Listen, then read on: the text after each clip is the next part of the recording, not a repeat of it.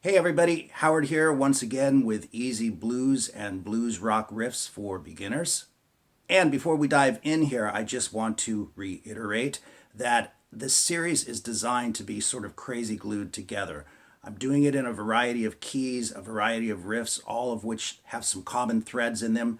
And that's so that you can kind of crazy glue all this stuff together and make up your own riffs, okay? If you play something in G,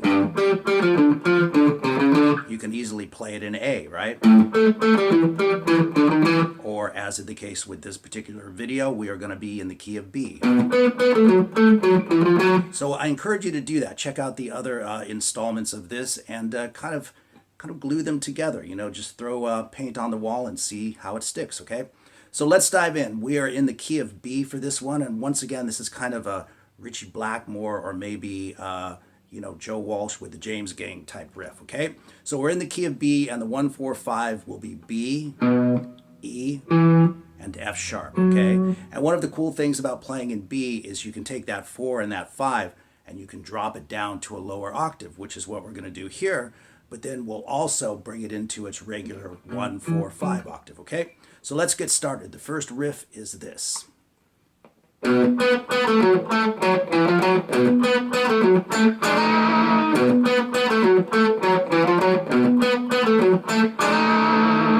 Alright, so you can see the tab up on the screen, but let me play that for you slowly.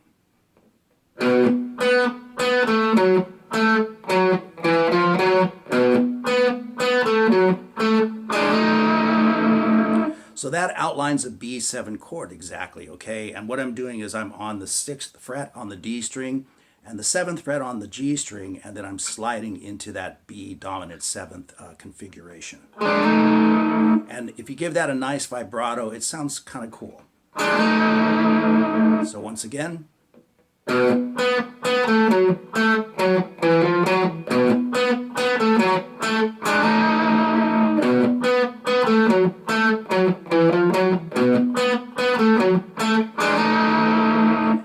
Play that twice in the true blues tradition. And then we're moving to the 4 chord, which is E. And instead of just dropping it down toward our feet, which we will do with some double stops, we're going to drop it down an octave so it gets played like this.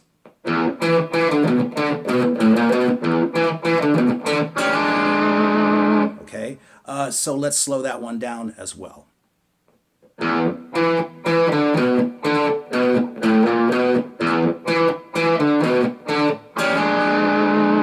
And you can see on this one, to outline that E7, we're sliding from the 5th fret on the D string and the 6th fret on the G string to the 6th and the 7th. And once again, give it a little vibrato. And of course, that's the 4 chord, so we only play that pattern one time. And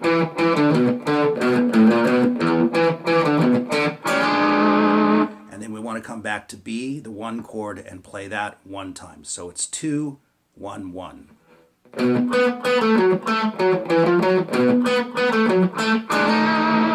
Okay, so let's play what we have so far, nice and slow.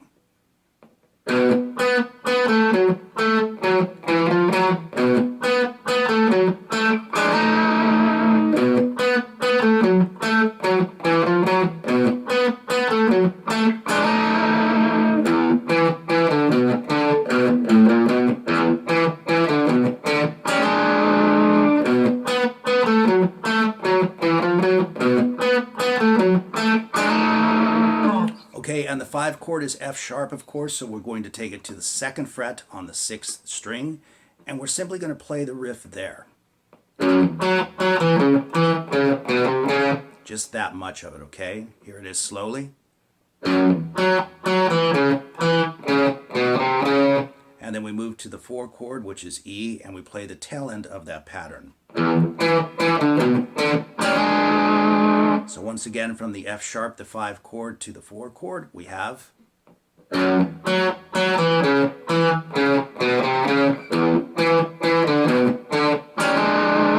Okay, then we move back to the 1 chord and play basically the amount of a turnaround.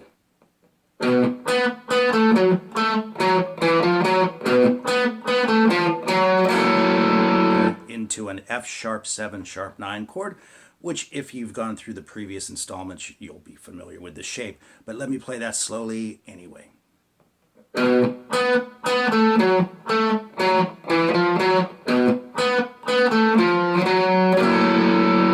Right, so you'll notice at the end we came off of that flat 5 into the root note of the F sharp 7 sharp 9, and then we play the whole chord.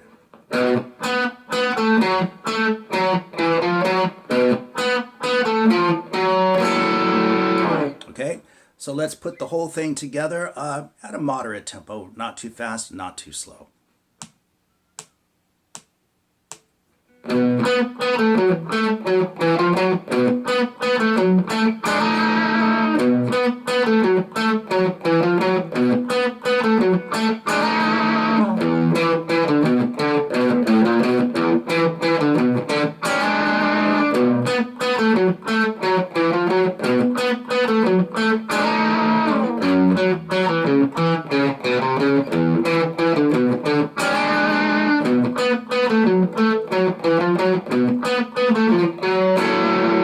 Okay, now we're going to do another 12 bars, okay, but we're going to add some color to it, okay? We'll drop the 4 down to here and the 5 down to here instead of going to those lower octaves, and we'll add some double stops. But out the gate, the first thing we're doing is playing the pattern in B on the 1 chord, just as we did it before, 2 times.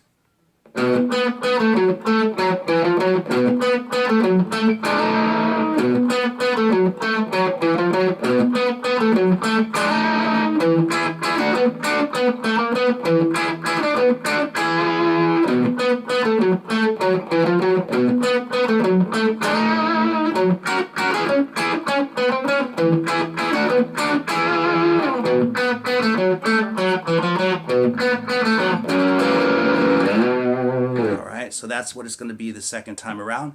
So let's dive into that as well. So as I mentioned, we'll play the B 2 times as usual, just the way we played it before.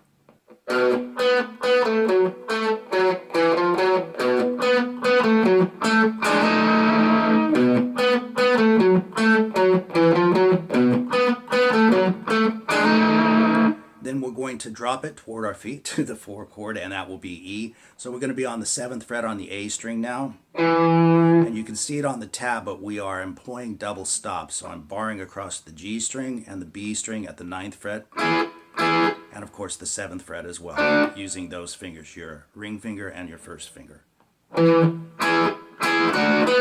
But you'll notice that's a single note. All right, so it's not a double stop. The double stops are only happening on the G and the B strings. Let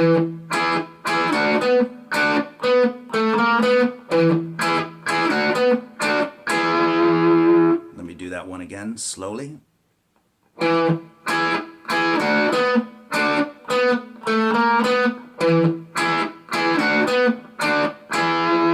We'll play that 1 time, of course, and then come back to the B 1 time.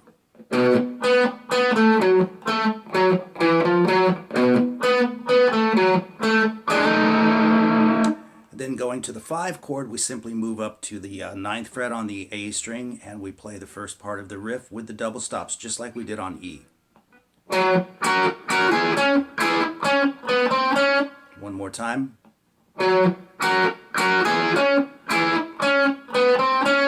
Move back to the 4 chord at the 7th fret, and we play. So we have slowly.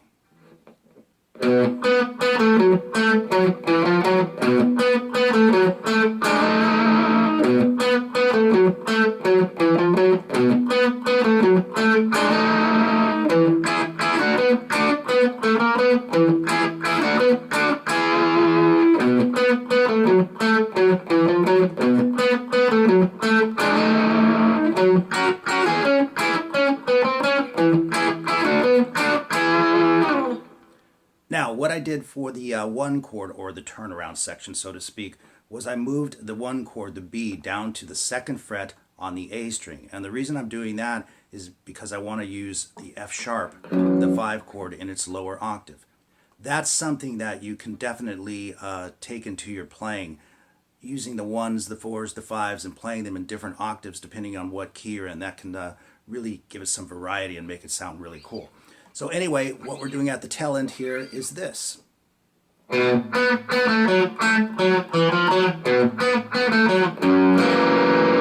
right, you can see that on the tab, but let me play it slowly for you.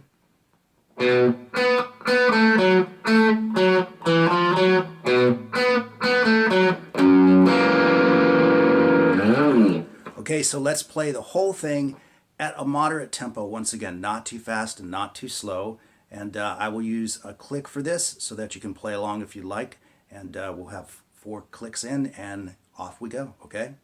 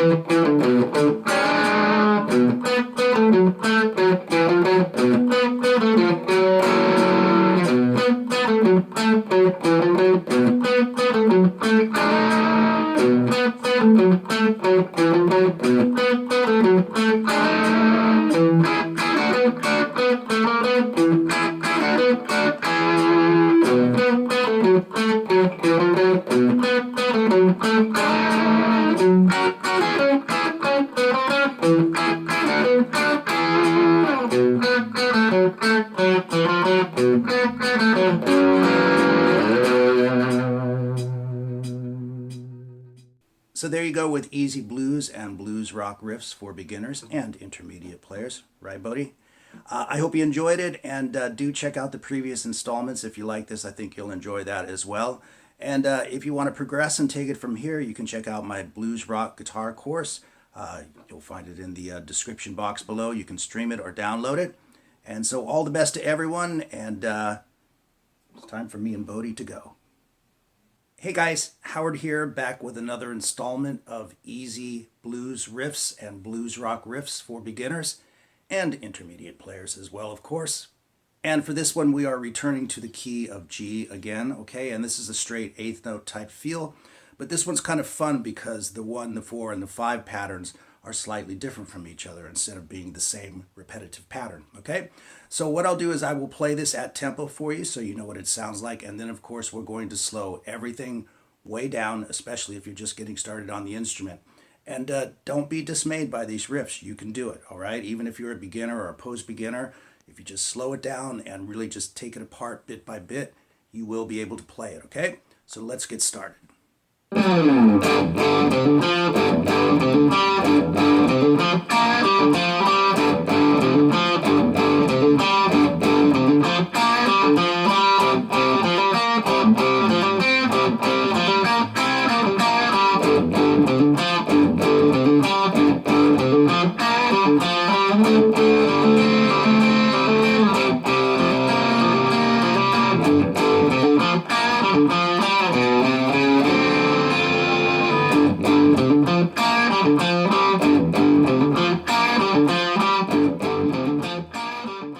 So as a note, I'm in standard tuning. I'm using my American Telly, and I'm running through an Orange Crush RT20 practice amp, or 20RT, whichever you like.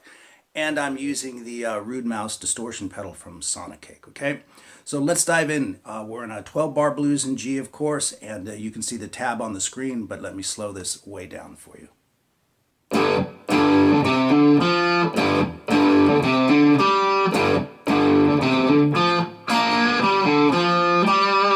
So let's break that down right out the gate. We have a G power chord, or a G5 chord, 3rd fret on the 6th string, and 5th fret on the A string, okay? We want 2 strokes with that. You can play this whole thing with downstrokes. And then we're hammering on from the 3rd fret to the 5th fret on the A string, the 5th string, and going to the 3rd fret on the D string. Come back and play the power chord again, followed by the hammer on again, but go to the 5th fret on the D string this time. So we have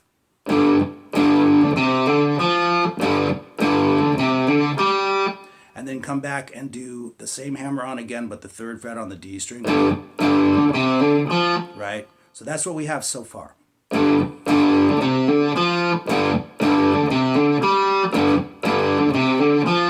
And then we're going to play a double stop. We're going to bar across the B string and the G string at the 3rd fret. Give it a slight little bend, about a 1/4 of a bend, just to give it that bluesy feel. Come back to the 5th fret on the D string, and then the 5th fret on the A string. And right there you might want to use alternate picking a little bit, I should say. Maybe do downstrokes until you get to that A string, and that might be best played with an upstroke. And then follow it up with the downstrokes again. All right, so very slowly we have.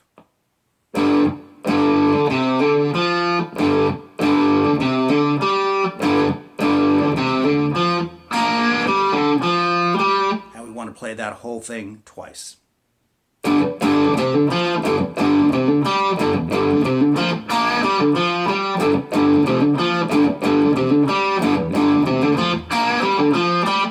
then we want to move to the 4 chord, which is C, of course. So we want to take that power chord and just pop it down toward our feet to the next 2 strings, the 5th string and the 4th string.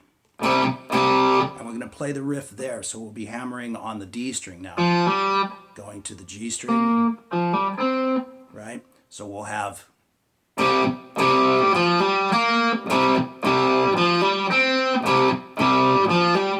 Now the tail end of this changes, which makes it really fun to play because it's not a repetitive pattern. So again, we're using double stops on the B string and the G string, and I'm using my ring finger for this, just barring across the 5th fret, then to the 3rd fret, 5th fret on the D string, back to the bar at the 3rd fret, and back to the D string. So for that 4 chord, the 4 chord, the C, we have.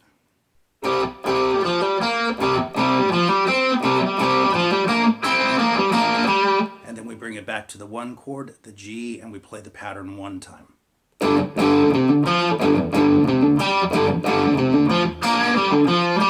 All right, so what we have so far, nice and slow, or a little bit slower, is this.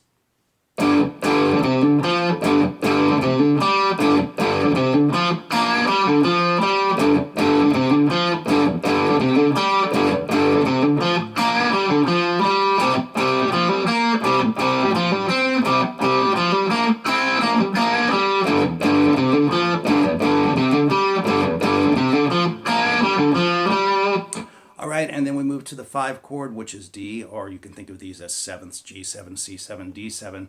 And we're borrowing from John Lennon a little bit here, sort of a revolution type thing. So we've got the power chord at the 5th fret on the A string and the D string, okay? And this is a really cool, fun thing to play. You can hear it in Revolution. I think you can hear it in Come Together as well. So what you want to do is you play the power chord twice, and then bar across the remaining strings with your first finger, okay? We're only using the we're only using the A, the D, and the G strings, but by barring, you can make all of those notes run together. So I'm hammering from 5 to 7 on the D string, and then picking the G string, and I'm barred once again. So we get this. When you combine that with the power chord, you get this great sound. Because that D note, that root note, is ringing straight through, okay? So we do 3 of those hammer-ons.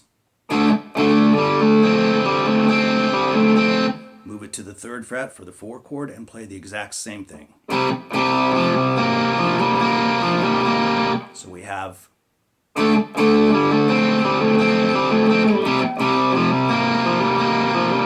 Okay? And then what we want to do is play sort of the tail end of that first riff. Right, nice and slow. And then we turn it around by playing this. All right, so I'm on the A string and I'm moving from the 2nd fret to the 3rd to the 4th, and then locking into what will be a D7 sharp 9 chord. The best way to finger that is start with your 1st finger, go to your 2nd finger, and then stay with that finger. That way you can lock right into the chord, okay? And the chord is the 5th fret on the A string, 4th fret on the D string, and 5th fret on the G string. And then you will eventually lay your pinky down to the 6th fret on the B string. And if that's too hard to get right away, if you haven't been playing that long, just hang with the 3-note chord, okay? The 3-string chord. So we go. And bring in that B string at the end, okay? So let me play it from the 5 chord. And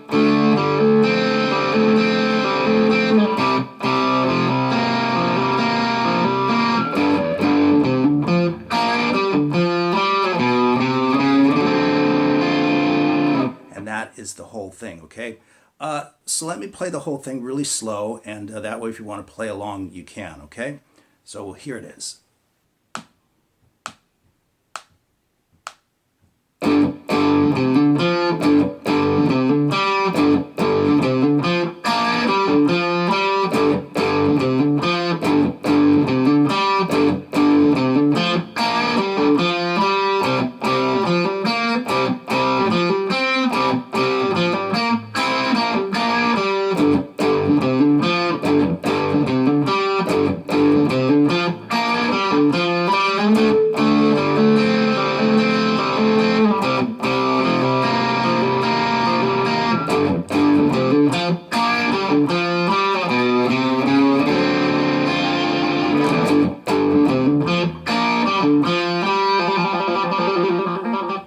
And you can just run through the whole thing again, all right?